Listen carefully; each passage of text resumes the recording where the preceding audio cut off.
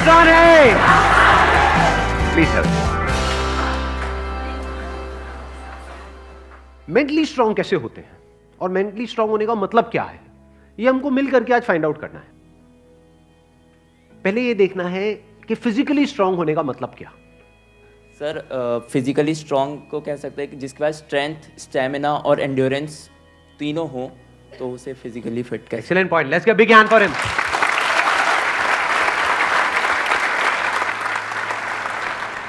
क्या हम ये कह सकते हैं उसकी मसल स्ट्रांग हो? हाँ, क्योंकि कुछ भी लिफ्ट करने के लिए, सही। वेट उठाने के लिए मसल्स का स्ट्रांग होना जरूरी है। Right. मसल्स वीक होंगी तो आप नहीं कर पाओगे। हाँ। है ना, जो ओवरऑल स्ट्रक्चर है उसमें बोन्स भी आ गई, मसल्स भी आ गई, वो स्ट्रांग होनी चाहिए, उसको हम फिजिकल स्ट्रेंथ बोल सकते हैं। अभी यही फंडे जो हम फिजिकल में देख रहे हैं, इसी को मेंटली देख करके और फिर समझने की कोशिश करेंगे स्टेप बाय स्टेप कि उसका मतलब क्या। कि फिजिकल स्टेमिना तो हमको समझ आता है कि फिजिकली हम जल्दी ना थके। कोई बंदा है उसने थोड़ा बहुत काम किया एकदम से थक गया तो इसका मतलब फिजिकली स्ट्रांग नहीं है। जैसे बहुत लोग होते हैं, जैसे ही अपनी फिजिकल ट्रेनिंग करते हैं, कुछ भी करते हैं, हल्का सा भी दर्द होता है तो छोड़ देते हैं, छुई मुई टाइप के, है ना, तो बड़ा दर्द हो रहा है। भाई दर्द नहीं होगा तो बनेगी कैसे, है ना। Right sir. तो हल्का सा भी कुछ होता है तो छोड़ देते हैं, एंड्योर नहीं कर पाते हैं पेन को। Yes sir. तो पेन को एंड्योर करने की जितनी हमारे अंदर पावर है उसको हम एंड्योरेंस बोल सकते हैं। सर मेरे हिसाब से फिजिकली स्ट्रांग होने का मतलब ये है कि सबसे बड़ी चीज़ ये है कि बीमारियों से दूर होना चाहिए उसे। अगर मतलब कई बार ऐसा होता है कि हमें फिजिकली स्ट्रांग दिख रहा है पर्सन, बट वो होता नहीं है। यानी कि एक बंदा हो सकता है वो फिजिकली हमको स्ट्रांग बाहर से दिख रहा हो और वेट भी बहुत अच्छा लिफ्ट कर रहा हो, और लेकिन उसकी इम्यूनिटी वीक हो। Yes sir. तो हम कह सकते हैं अंदर से वो बंदा कितना स्ट्रांग है। यानी कि जो भी डिजीजेज हैं, मतलब जो भी बीमारियां हैं, उनसे लड़ने की उसके अंदर कितनी पावर है उसकी बॉडी के अंदर। Yes sir. एक तो फिजिकल पावर, एक है उसकी इम्यूनिटी हम बोल सकते हैं। Yes sir. अब एक एक करके इन पॉइंट को देखते हैं कि मेंटल स्ट्रेंथ में किस तरीके से हम अप्लाई कर सकते हैं। सबसे पहले बात हमने करी फिजिकली स्ट्रांग होने का मतलब क्या, स्ट्रेंथ। मतलब आप कह लो वेट उठाना है। जैसे कहीं हम जा रहे हैं रेलवे स्टेशन पे, यहाँ पे, वहाँ पे, एयरपोर्ट पे, और अगर दोनों हाथ में पूरा भारी भारी पूरा भरा हुआ लगेज है, जैसा हम लोग इंडियंस ज़्यादातर लेकर के जाते हैं, लगेज बंदे से भारी होता है, सही है नहीं है? 3-3 बंदे बैठ बैठ करके उसको पैक कर रहे होते हैं घर पे, माँ चढ़ी होती है और साथ में बच्चे भी, बेटा तू भी आ जा, तू भी आ जा, पति अरे तू क्या देगा, इधर बैठ। सारे बैठे हुए हैं और उसको बंद कर रहे हैं, फिर उसको उठा रहे हैं, है ना। तो कहने का मतलब है कि अगर आपकी मसल स्ट्रांग है तो आप उठा लोगे, एफर्टलेसली उठा लोगे। इसी को तो फिजिकल स्ट्रेंथ कहेंगे। एक है बहुत एफर्ट लगा के आपको कुछ छोटा सा काम करना पड़ रहा है, एक है बहुत बड़ा काम भी आप कर रहे हो बिना किसी एफर्ट के। क्यों? क्योंकि आपकी बॉडी स्ट्रांग है, आपकी मसल स्ट्रांग है। बिल्कुल इसी तरह से थिंकिंग मसल्स, यानी कि कोई प्रॉब्लम आई तो आप ये देख सकते हो आपकी थिंकिंग मसल्स कैसी है, बेस्ड अपॉन कि आपका रिएक्शन कैसा है जब कोई आपकी लाइफ में प्रॉब्लम आती है। 3 सिचुएशंस हैं यहां पे, तीनों को एक एक करके देखते हैं। एक है कोई बड़ी प्रॉब्लम आई हमारे सामने और हमने अपने हथियार डाल दिए और हम एकदम से परेशान हो गए, तो हम क्या कहेंगे, हमारी मेंटल मसल्स कैसी है, वीक है। मतलब बिल्कुल ऐसा हो गया कि लगेज थोड़ा सा भारी है तो लगेज भारी है, मैं नहीं उठाऊंगा। अरे भाई अपने आप को स्ट्रांग कर, मैं आगे ट्रैवल नहीं करूंगा। क्यों? क्योंकि लगेज भारी है, मैं तो यही रहूंगा, बस स्टैंड पे ही रहूंगा मैं, तो मैं नहीं जाऊंगा। तो आप हंस रहे हो लेकिन ऐसे हम करते हैं लाइफ में। कोई बड़ी प्रॉब्लम आई तो हम क्या करते हैं, अपने हथियार डाल देते हैं, मतलब वी गिव अप, फेस ही नहीं करते हैं उस प्रॉब्लम को। ऐसी कोई प्रॉब्लम नहीं है जिसका सॉल्यूशन ना हो इस दुनिया में। अगर प्रॉब्लम है तो सॉल्यूशन भी है, बट सॉल्यूशन तक पहुंचने के लिए we need thinking muscles, we need to think a lot in the right direction. और ये राइट डायरेक्शन और रॉन्ग डायरेक्शन क्या है? राइट डायरेक्शन मतलब solution oriented approach, wrong direction मतलब प्रॉब्लम ओरिएंटेड अप्रोच, कि हम प्रॉब्लम में ही जाकर के स्टक हो गए हैं, बस उससे आगे बढ़ ही नहीं रहा है हमारा दिमाग। इसको हम कह सकते हैं मेंटली हमारी जो मसल्स हैं वो वीक है, मेंटली हम वीक है। दूसरा सिनेरियो क्या है, कोई प्रॉब्लम आई, उससे हम लड़े और लड़ने के बाद में बहुत एफर्ट लगाया, बहुत दिमाग लगाया, बहुत मेहनत करी, लड़े और जीत गए, मतलब उस प्रॉब्लम का हमने सॉल्यूशन निकाल लिया। क्या हम कह सकते हैं कि आप मेंटली बहुत स्ट्रांग हो? नो। व्हाई? एग्जैक्टली बिकॉज आपको बहुत एफर्ट लगाना पड़ रहा है। समझ गए ना? हाँ, जैसे कोई बैग उठाना है तो बहुत एफर्ट लगाना पड़ रहा है जी, दोनों हाथ लगा दिए और ये घसीट घसीट के जा रहे हो और पहुंच गए, कह रहे हो हाँ मैं तो ये मैं तो वो। भाई कुछ नहीं, तेरी कमर में लचक आ चुकी है,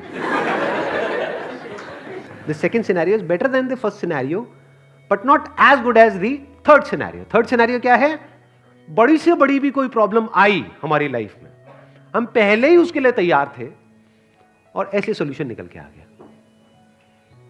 मतलब वो प्रॉब्लम जो दुनिया के लिए बहुत बड़ी है, जिसको देख करके लोग डरने लग जाते हैं, वो प्रॉब्लम आपके सामने आई,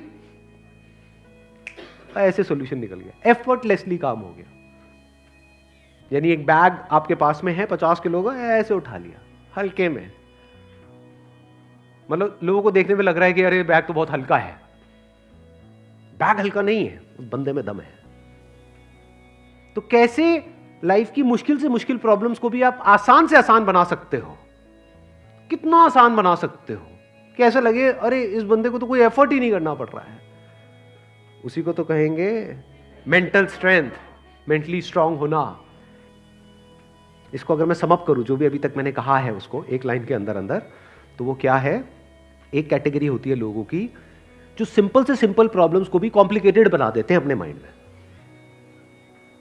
99% लोग ऐसे ही हैं इस दुनिया में। सिंपल सी प्रॉब्लम है, कुछ भी नहीं, उसको भी इतना कॉम्प्लिकेटेड किया हुआ है जैसे पता नहीं क्या हो गया, हवा बना दिया है पूरा का पूरा। और दूसरी कैटेगरी होती है लोगों की, ऐसे बहुत कम लोग होते हैं, वही होते हैं जिन्होंने एक्चुअल में काम किया होता है अपनी मेंटल मसल्स के ऊपर। वो कौन होते हैं? जो कॉम्प्लिकेटेड से कॉम्प्लिकेटेड प्रॉब्लम्स होती हैं उनके सामने, जिसको देख करके ही बंदा कहे अरे यार ये तो बहुत कॉम्प्लिकेटेड है, उसको भी सिंपल बना देते हैं। जैसे फॉर एग्जांपल आपकी कोई रिलेशनशिप है किसी के साथ में और वहां पे बहुत क्लैशेस चल रहे हैं, बहुत मेजर कुछ इश्यूज हो रहे हैं। एक तो ये आपस में हम लड़ते मरते रहे कुत्ते बिल्ली की तरह, जैसे ज्यादातर घरों में होता है। उसका कोई सोल्यूशन निकल पाएगा कभी भी? नहीं। तो हमें क्या करना होगा? समझना होगा इस रिलेशनशिप में प्रॉब्लम है क्या। अज्यूम नहीं करना है पहले से कि प्रॉब्लम उसमें है या प्रॉब्लम मुझ में ही है। ये भी एक विक्टिम मेंटालिटी होती है, मेरे में ही कमी है, वो तो सब सही है बस मेरे में ही कमी है जी। ये भी बड़ी गंदी मेंटालिटी होती है, विक्टिम मेंटालिटी। या फिर तुझ में प्रॉब्लम है, मैं सही हूं तू गलत है। तो पर्सन को ना देखा जाए कि वो या वो, प्रॉब्लम को समझा जाए। प्रॉब्लम एग्जैक्टली क्या हो रही है रिलेशनशिप, वो जो क्लैश हो रही है उसकी जड़ क्या है, उसका कॉज क्या है। अगर वो हमको समझ आ जाता है बारीकी से, तो क्या वो प्रॉब्लम जड़ से ठीक नहीं हो जाती? और अगर हम उसको ना समझे और ऊपर ऊपर से ठीक करने की कोशिश करें, क्या वो कभी भी ठीक हो सकती है? कोई भी मिल करके क्या उसको ठीक करवा सकता है उस प्रॉब्लम को? जैसे दो लोगों के बीच में प्रॉब्लम हो रही है, कोई तीसरा आ जाए उनके बीच में मीडिएटर बन करके, मैं सॉल्व करवा दूंगा तुम्हारी प्रॉब्लम, तो कुछ देर के लिए तो वो समझौता करा सकता है, लेकिन अगर परमानेंट उसका सोल्यूशन चाहिए तो वो कैसे होगा? या तो दोनों को या दोनों में से किसी एक को बारीकी से समझना होगा ये नेचर ऑफ प्रॉब्लम क्या है। And that could be very simple. समझ गए? मतलब लगता क्या है, ये स्पेशली जो रिलेशनशिप्स की जो प्रॉब्लम्स होती है वो बहुत ही कॉम्प्लिकेटेड होती है, एक्सट्रीमली कॉम्प्लिकेटेड। समझ ही नहीं आ रहा होता क्या करें क्या ना करें। कई बार होता है कि बहुत ही सिंपल होता है उसका सोल्यूशन। अगर मान लो मेरी किसी के साथ में रिलेशनशिप है, उसमें कोई प्रॉब्लम हो रही है, तो उसको बारीकी से ऑब्जर्व किया, अच्छा प्रॉब्लम हो क्यों रही है और इतनी बड़ी प्रॉब्लम क्यों हो रही है, उसकी जड़ क्या है। तो जब जड़ तक गया तो मैंने देखा कि अच्छा मैं कुछ इस तरह से बोलता हूं जहां से पूरा खेल शुरू होता है। अगर मैं ये ना बोलूं तो, और इसकी जगह ये बोल दूं तो, क्या खेल अलग डायरेक्शन में नहीं चला जाएगा? दोनों का अंडरस्टैंडिंग होना बहुत जरूरी है। आप कह रहे हो दोनों की अंडरस्टैंडिंग होना बहुत जरूरी है। हाँ जी सर। ध्यान से समझना, अब ये प्रॉब्लम ओरिएंटेड अप्रोच है, सॉल्यूशन ओरिएंटेड अप्रोच है। ये प्रॉब्लम ओरिएंटेड अप्रोच है जिसका कोई दुनिया में सॉल्यूशन नहीं है। ये बिल्कुल ऐसा है कि सरकार को तो अपना काम अच्छे से करना चाहिए। ये जो चाहिए है ना, ये हम इंडियंस की नस नस में दौड़ रहा है। सड़कों पे सबको अपनी गाड़ी ढंग से चलानी चाहिए, रेड लाइट पे सबको रुकना चाहिए, ये होना चाहिए, वो होना चाहिए, यहाँ पे सफाई होनी चाहिए, दोनों को एक दूसरे को समझना चाहिए, जो कभी नहीं होगा। तो क्या हो सकता है, इसका सोल्यूशन क्या है? ये हो गई प्रॉब्लम ओरिएंटेड थिंकिंग कि हमारी लड़ाई की जड़ क्या है, मैं तो उसको समझता हूं वो मुझे नहीं समझती। समझ गए ना? आ गई ना प्रॉब्लम। जबकि सोल्यूशन क्या है? मुझे ही समझना है, खत्म।